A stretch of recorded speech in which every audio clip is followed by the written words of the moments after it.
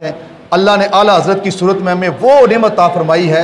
यकीन करें हम सब को छोड़ दें, किसी को कुरान पढ़ना नहीं आता, किसी को हदीस पढ़नी नहीं आती, किसी को किसी चीज़ का नहीं पता, वो सिर्फ आला हज़रत के अकीदे को फॉलो कर ले, खुदा की कसम कभी गुमराह नहीं हो सकता, कभी गुमराह नहीं हो सकता। अपने बच्चों को नसीहत कर जाए कि बेटा तुम्हें कुछ और आए ना आए, लेकिन आला हज़रत की तालीमात पे चल पड़ना, आला हज़रत की दामन ना छोड़ना। यकीन करें वो उसकी नस्लें भी कभी गुमराह नहीं होंगी, और जो आला हज़रत को छोड़ देगा बड़ी मुश्किल है कि वो रास्ते पर पहुंच सके। तो इसलिए हमें इहदिना सिरातल मुस्तकीम सिरातल लज़ीना अनअमता अलैहिम, अल्लाह चला हमें सीधे रास्ते पर, उन लोगों के रास्ते पर जिन पर तूने इनाम किया।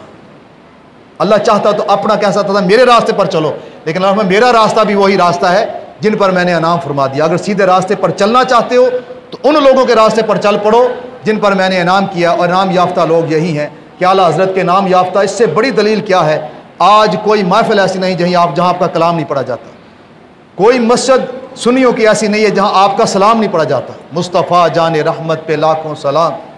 हाँ जी, इतना बड़ा अल्लाह ने हमें तोहफ़ा अता फरमाया, इतनी बड़ी आला हज़रत ने हमें तोहफ़ा दिया है कि हाँ ये सलाम जब तक हम पढ़ते नहीं हमारी महफिल को चार चांद लगते नहीं।